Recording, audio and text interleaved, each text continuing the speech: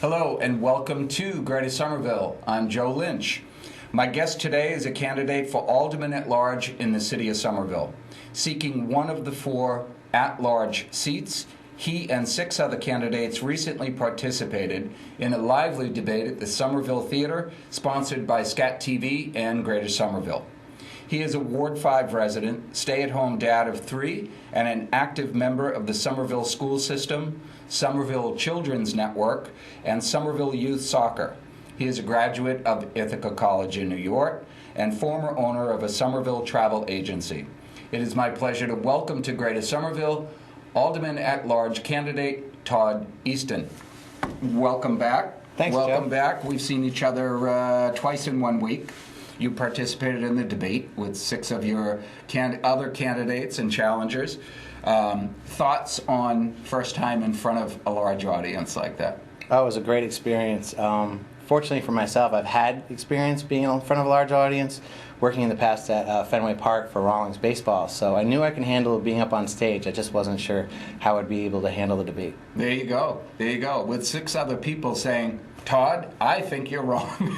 That's a little bit of a different experience, yeah. Just a little, but that's what's expected in a debate. So that's right. That's right. what people want to see happen. So I gave it to them, and they gave it back, and there's been a lot of chatter that people have been actually watching the debate on And thank you very TV. much for your participation. I know this is a rough time. You're getting towards the end of the line there. Candidates are out there every day of the week. You're no different. I hear a lot from my Ward 5 neighbors that they've seen you out and about. Your take on the current environment in the city of Somerville. We are, for lack of a better term, and I used this in front of the mayor during one of our Greater Somerville shows, we're now a really sexy city.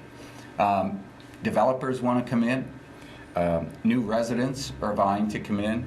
And the consequences of that were one of the things that I think was the focus of the debate the other night, is how do we keep our city affordable for those who are already here and for new folks coming in to establish themselves.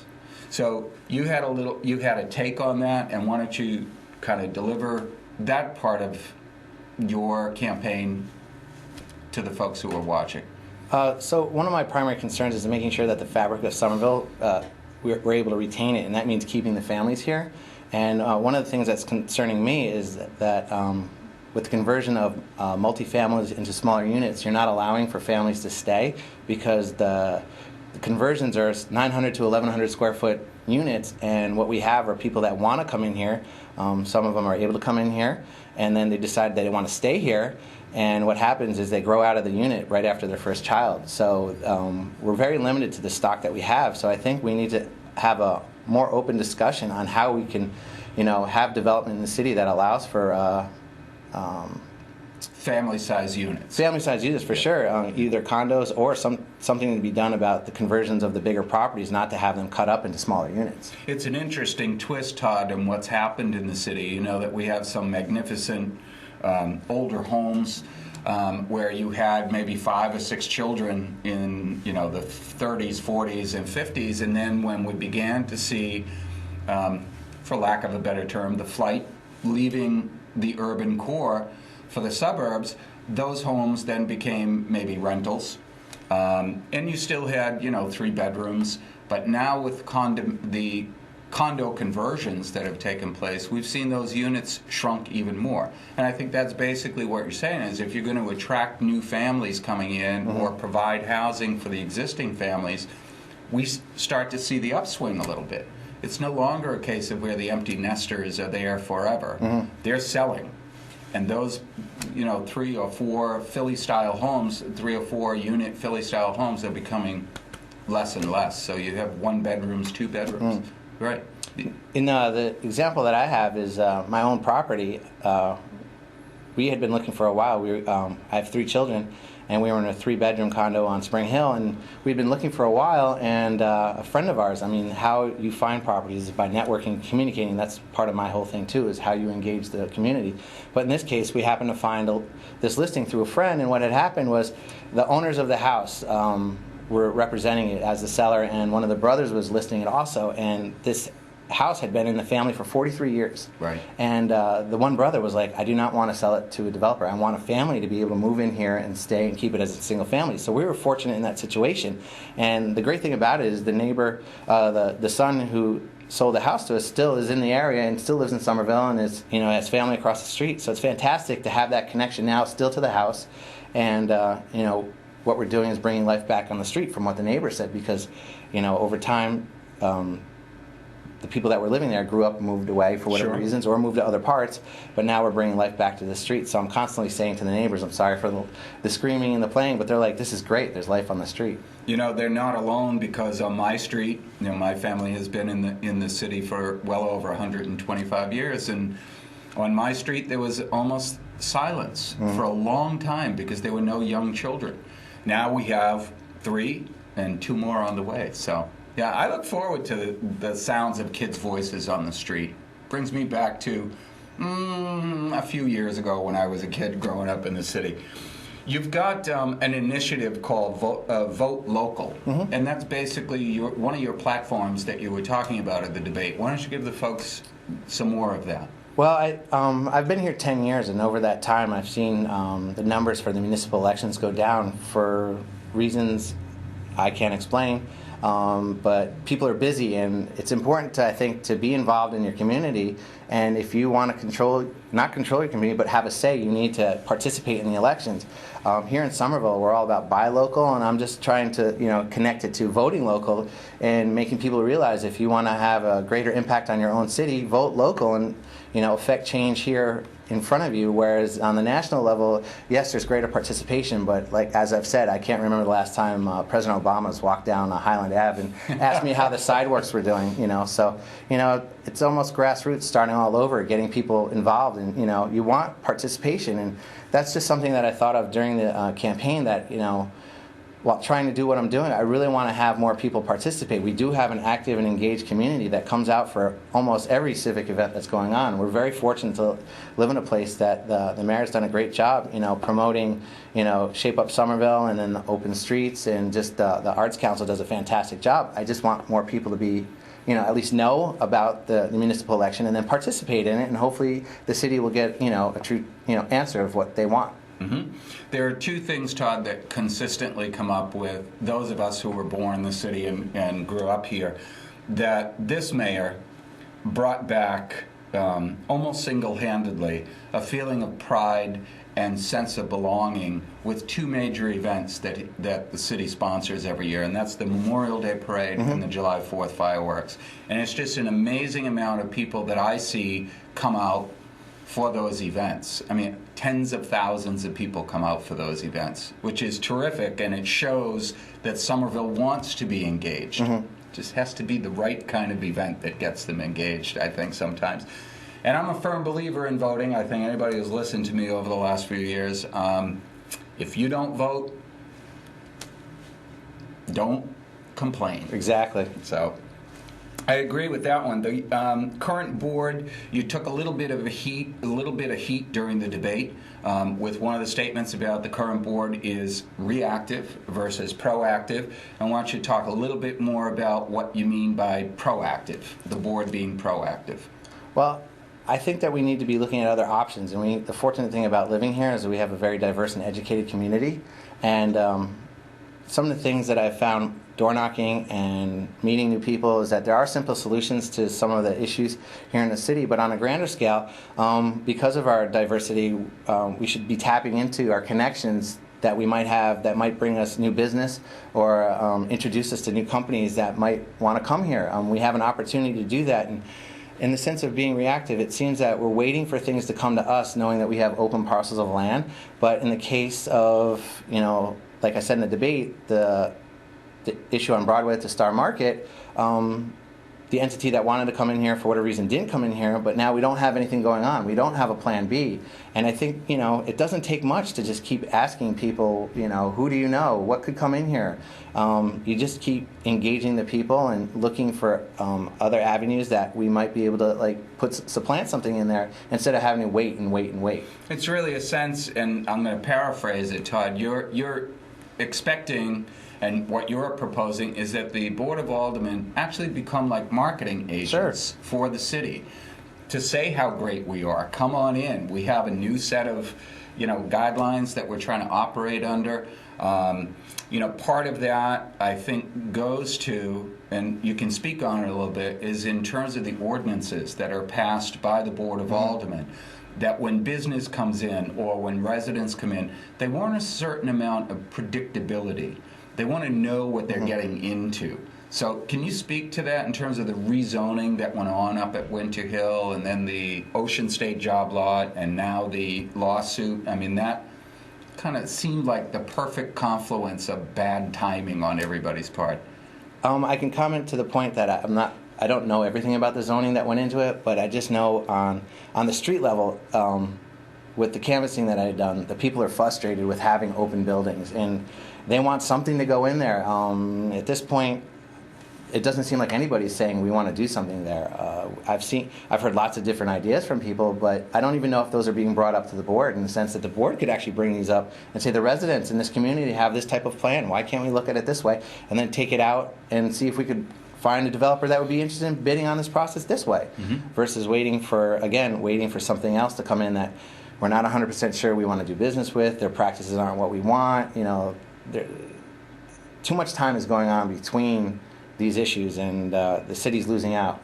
Yeah, because no resident, no other business in that section wants to see a blight in the middle of their neighborhood. Yeah, it's a good point. Your thoughts on reform of the parking and the trash policies in the city? So again, from my canvassing, since this started this summer, a lot of people feel that they're being sniped on by the traffic and parking and by the trash department or whoever controls that. And parking is an issue. It does put a bad taste in your mouth, depending if you're coming in from out of town or if you've lived here for a while. And the people would like more of an explanation sometimes of why it's done this way, or how come it's not done this way consistently. And again, the people have given me ideas that they've come up with. And one example is parking amnesty for visitor permits. We've all had people come in from out of town, sure, and most of us have visitor parking permits in their house, and you probably haven't seen somebody from out of town in a while, and there's a little bit of excitement, and the next thing you know, you've been in the house for a half hour, and the next thing you know, you go out to get your bags, and there's a nice orange sticker or ticket from the city on there. And in this case, there's something easily, you could take care of this problem easily by taking the ticket number and taking your visitor parking pass number, and either calling it in or using your computer to do it. And then if it's within a half-hour period of that ticket, you just waive it. So then there's no harm, no foul, in the sense that the person coming in doesn't have to now pay a $30 fine. I don't even know what the number is, but say it's $30, or you don't have the headache of going to traffic and parking and taking it. It's 50. It's 50. Okay. It's 50. And that hurts. It does hurt, and it does happen. I've had my own family come into town and have it happen to them, and I've met many people that say the same thing. And that's just something that we have in place that the residents are suggesting, and it's a simple tweak to it. And if it works, fantastic. If it doesn't, at least we tried it, and then you can go back to the people and say, okay, we're listening to you, and we're trying certain things. Yeah. As far as the trash tickets, there's what I found out is seems to be inconsistencies throughout the city. When I run into residents that are in their 70s and they're not sure why they got a ticket. There's no explanation to it. You wake up the next day and there's a ticket on your barrel for some reason.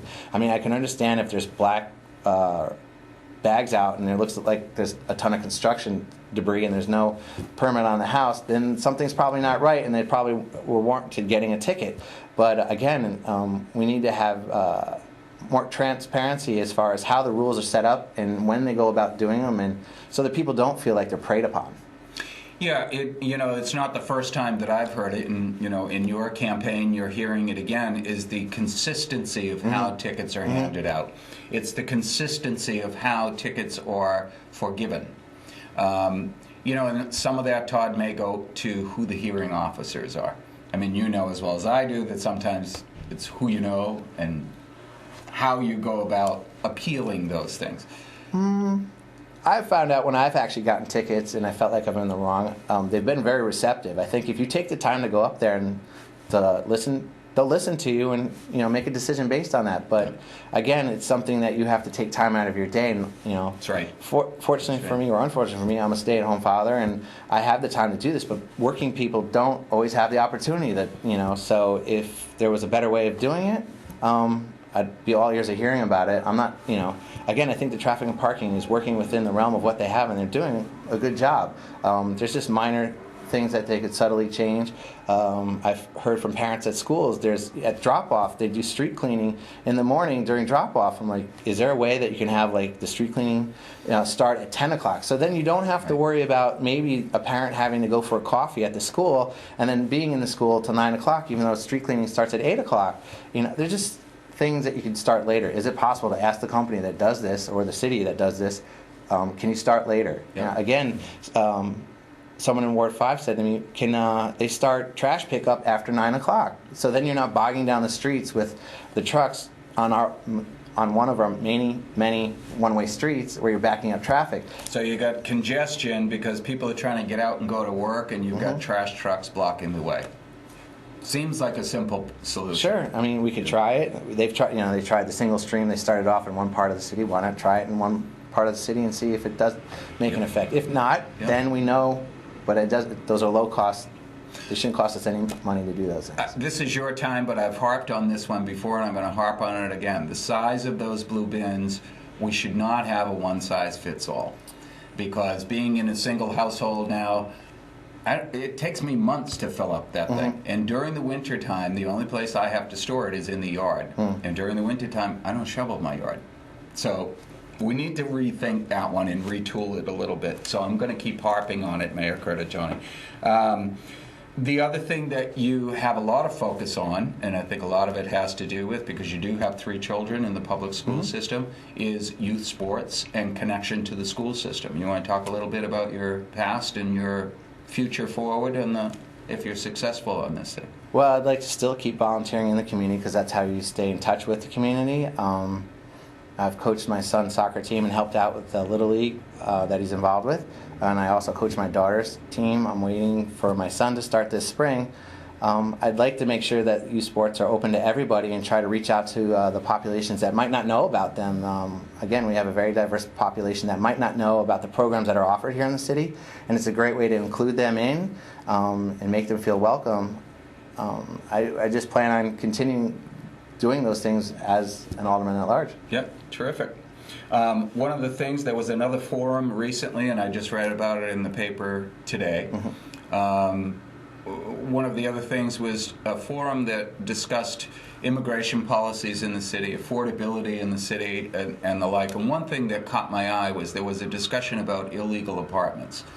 And some of that revolves around the fact that we have some less than honorable landlords in the city. As you know, we do have a certain number of less affluent people who come into our city, and they may not work here, but they work in Boston in a lot of service industry. Do we have a massive problem in the city with illegal apartments, or is it just a case of where we have some overcrowding and not so desirable elements who are living in absentee landlord homes? I guess what I'm trying to do, Todd, is weave that whole discussion about, let me see, an ordinance that was passed about Section 8 housing, illegal apartments, and absentee landlords. Can you kind of give us your thoughts on? I think the issue last night that was brought up is that it wasn't focused on Section 8. It was more the ordinance was passed on people not behaving properly in the properties, which was leading to us finding out that some of these properties were owned by absentee landlords that were not taking responsibility of their properties. And I think this is a citywide issue. It's not just in one location. There might be wards that have more of it than others, but from Ward 7 to Ward 1, I've run into people that have told me that there's a house here, that something's not right, and they're just not getting any responsive answer from the city as far as what's going on. And that's the thing that I'm trying to address, is that people have been talking about this stuff, but no one's been addressing the issue, and that's where I'm at with this. So it wasn't that we were focusing on Section 8 at all. It just happened to be circumstance that this whole issue came up, and there were people involved that are benefiting from that program that were involved in this one location. Right, Right. And I'll just make the one comment that it is right across the board across the city. Years ago we had a tragic death of a tough student who was living in an illegal apartment. Quite frankly, I mean, I can tell you that there are illegal apartments in my own neighborhood. In the city, it goes right back to the city has to be consistent. They have to be consistent. They have clear-cut policies, and inspectional services needs to get involved when they're called by neighbors. You had another thing that you were talking about on the at the debate, and it was the East Somerville Community School. There was an issue that came up about the length of time that's taken the city and the board and the school committee to get that building going again. Do you want to comment on that? I know you're involved in the school system a lot, and what are you hearing? What I've heard from parents that live in Ward 1 that are affected by the school not being in there, and then knowing parents that send their kids to one of the programs that used to be housed in that school, is that they just don't know what's going on. No one's giving them any information. Over the summer, towards the end of the summer and just before school started is when I was actually in those areas, and they're saying, do you know what's going on at the school? And at the time, I didn't know what was going on at the school. I know the city's, under due process to figure out the best and most economical way to make the school open and get it open as soon as possible. But they're not even giving us any information, like just a little bit of information as far as what the process is, where they are in the process, would at least set the people, the families at ease, knowing that, okay, someone gave us some information. It's not that we need the whole 10-page plan right in front of us that once it's set in stone, but just let us know. It's that, okay, we've sent out information to the parents of this school and say this is where we are in the process, we're working along, trying to get this done as quickly as possible, and then they know, instead of having to wait and read it in the newspaper. Why hasn't somebody from the city told us about this instead of having to read it in the paper? That's interesting, because at the beginning, right after the fire at the East Somerville Community School, there were many, many meetings with the community down there. It goes back to consistency, the flow of information back to the parents and the students to let them know, here's our current schedule. We've run into a little bit of a snag here in the financing. Here's what we propose to do. They seem like very simple solutions, though, don't they? And I come from a service industry, and the most basic information is usually the most helpful, and it doesn't have to be a long, drawn-out answer. When you drive by the school now, you wonder, why did they leave the superstructure up? And there's a reason that they left the superstructure up, but they're not conveying that to the people in the sense of the reasoning behind it. And if you at least explain that to them, then they say, okay, now we understand why you're going about it this way. And that's just basic communication. I'll tell you what, after the election on November 8th, November 8th, 2011, if you haven't registered to vote, I'm not sure about the timing. It is too late. It's too late to register to vote, so shame on you. But I will tell you that I'm going to plan on doing a special on the East Somerville Community School. For 28 minutes, we're going to have the superintendent back here on Greater Somerville. He and school committee president Adam Sweeting were here a few months ago. We're going to have Tony Parentazzi back here on the set, and he's going to talk to the people of Somerville about the East Somerville Community School. I'm sure they'd love to hear about it. How's that? Some of the other issues, basic services. Basic services across the city. Trash pickup, snow removal, street cleaning, street paving. What are you hearing from the general populace out there? Are they pleased? Are they dissatisfied? I think they're very pleased. Nuts and bolts of the city, as I've said, are working really, really well. They're just concerned about bigger issues as far as, the Assembly Square issue, the Powderhouse School issue, what's going to happen on where the Star Market is on Broadway, and then those are the things that they're really concerned about. I haven't heard the populace say that they're upset that my street doesn't get cleared out. There's always going to be someone that's not happy, but for the majority of the people that I talk to, they're happy with the services. Yeah, very happy with the services. Yeah, and I question, again, goes back to when you get the mayor alone in a studio and you can ask him certain questions. And I asked him, I said, you got a fairly good grade on basic city services. And I think basic city services are working fairly functional at this point. It's those major issues when people see an empty Powderhouse Community School or a not completed East Somerville Community School or a vacant Holman's building or the Green Line has been delayed. That's what I think is starting to get us anxious. Oh, very much so. The Green Line delay, you got some good press on that one, that you were asked at the debate if you were locked in an elevator for 10 minutes with the governor. What would you say to him? The importance of the Green Line to the city, your take on it? It needs to happen. It'd be a travesty if the state doesn't follow through and give us what we deserve. We've done enough for the state, and the state needs to come back and do what it needs to do for Somerville. How do we get them to do that, Todd? We hold their feet to the fire as best as possible. We need to push things up through our state reps and our state senators and make everybody aware that what's going on here is unacceptable. And I think to a certain degree they're holding up a lot of things by holding up this Green Line extension. You could say that it's a down economy and things are slow, but really maybe you should take a shot now. The risk here is that if we delay it even longer, other things might happen and make it even harder for us to and it becomes more expensive. Exactly. I mean, if they take the risk now, we'll get the jobs. Things will be happening. There will be construction jobs. The companies will be coming in, and then who knows? It might just spread to the other towns also, since the Green Line came in, and that we need something to start happening now. The mayor's expressed his intention that if we can't get their attention with petitions and signings, he's going to take a legal route. You agree or disagree? Well, we need to look at all avenues to try to make them do what they told us that they were going to do for us. So if that's something that the mayor proposes and he thinks it's in the best interest of the city, then I'm all for it. I mean, we have to look at all avenues as far as what we can do to leverage Somerville into a better position to get them to do what they told us they were going to do. I wish you success. We're getting down to, I told you 28 minutes goes fast here, Todd. We're getting down to the end of it. If you want to take some time and deliver a message directly to the people at home, just take a look in the camera and do so. Well, my name is Todd Easton, and I'm a candidate for Alderman at Large this November 8th. I'd like you to participate in this election and vote for me. If you're interested in finding more about me, you can go to my website at www.toddforsomerville.com. There's a link there that you can reach out to me, and if you have any other questions, I'll be happy to respond to you as quickly as possible. But remember to vote, and vote local. Thanks. There you go. What do you got coming up this week?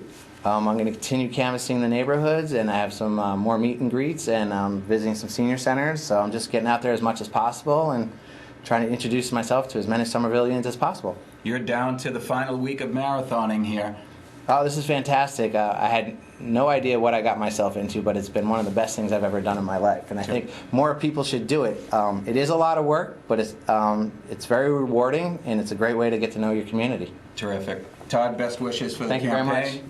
That is our guest for today, Todd Easton, candidate for Alderman at Large. As always, Somerville, stay safe, stay informed, and don't forget to vote on November 8th. Good night.